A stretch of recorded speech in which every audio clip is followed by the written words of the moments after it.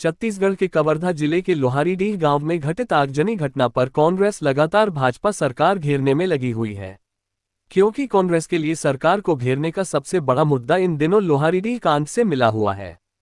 कांग्रेस के तमाम बड़े नेता इस कांड पर सरकार को घेरने में पीछे नहीं रहे हैं। पूर्व मुख्यमंत्री भूपेश बघेल तो लगातार प्रेसवार्ता कर सरकार से जवाब मांग रहे हैं। आज एक बार फिर भूपेश बघेल ने इस मुद्दे पर प्रेसवार्ता कर उस सूची को जारी किया, जिसे अब तक पुलिस की ओर से जारी नहीं किया गया है। पूर्व मुख्यमंत्री ने रघुनाथ साहू हत्याकांड में दर्ज एफआईआर में 167 लोगों के नाम की सूची जारी की। बघेल ने बताया कि इस सूची में जो नाम शामिल हैं उनमें 137 साहू समाज, 20 यादव समाज, 8 आदिवासी समाज, 1 मानिकपुरी समाज और 1 पटेल समाज से हैं। बघेल ने आरोप लगाया कि पुलिस ने विवेचना करने में बड़ी लापरवाही बरती है। पुलिस ने मृतक रघुनाथ साहू के बेटे विनोद साहू के बयान के आधार पर ही 167 लोगों के नाम एफआईआर दर्ज कर दी है, जबकि पूरे गांव का बयान लेना था, फिर कार्रवाई की जानी चाहिए थी, लेकिन ऐसा नहीं हुआ और सभी को जेल में डाल दिया गया है। 169 लोग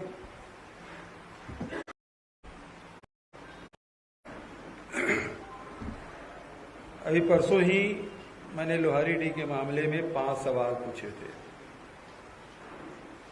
वो 5 सवाल आप सबको पता है कि उसमें शिव प्रसाद उर्फ गचरू साहू के परिवार वालों ने दोबारा पोस्टमार्टम कराने की मांग की है और डीजी को, दोनों प्रदेश के डीजी को पत्र लिखा। सरकार उसमें क्या कर रही है? दूसरा सवाल था कि 169 लोग जेल में बंद हैं, जिसमें से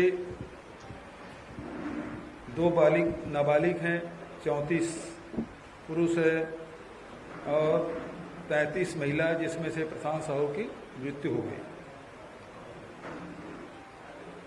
और एफआईआर दर्ज किया गया है, सुनने में आया है कि 167 लोग। उसके नाम क्या है? फिर जो दंडाधिकारी जांच की घोषणा राज्य सरकार ने की, उसकी जांच के बिंदु क्या है?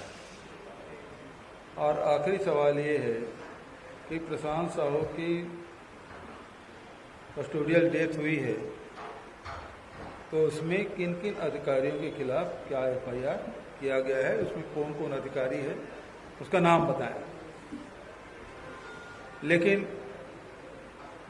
सरकार के तरफ से कोई बयान, कोई जवाब नहीं आया। अन्यथा पत्रकार वार्ता करते ही उनके काउंटर जवाब सभी मीडिया पर चला जाता है।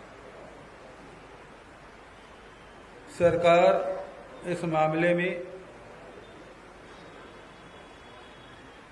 उसकी मौन, उसकी चुप्पी, बहुत सारी कहानियां कह रही है, क्योंकि 2 आईपीएस, 1 आईएएस अधिकारी, एक को निलंबित किया गया, 2 को वहां से हटाया गया और पूरे थाने को वहां से हटा दिया गया है रेंगाखार के।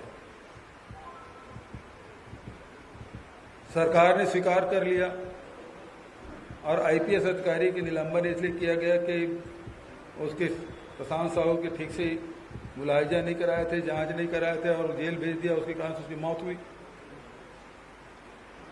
तो आपने स्वीकार कर लिया, क्योंकि मीडिया में तो वही आया है। तो उसके खिलाफ आपने एफआईआर दर्ज की क्या? दूसरा महत्वपूर्ण विषय है कि जो कितने धाराएं लगी है,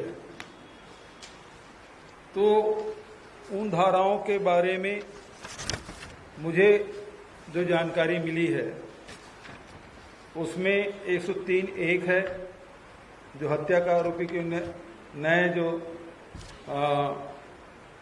भारतीय न्याय संहिता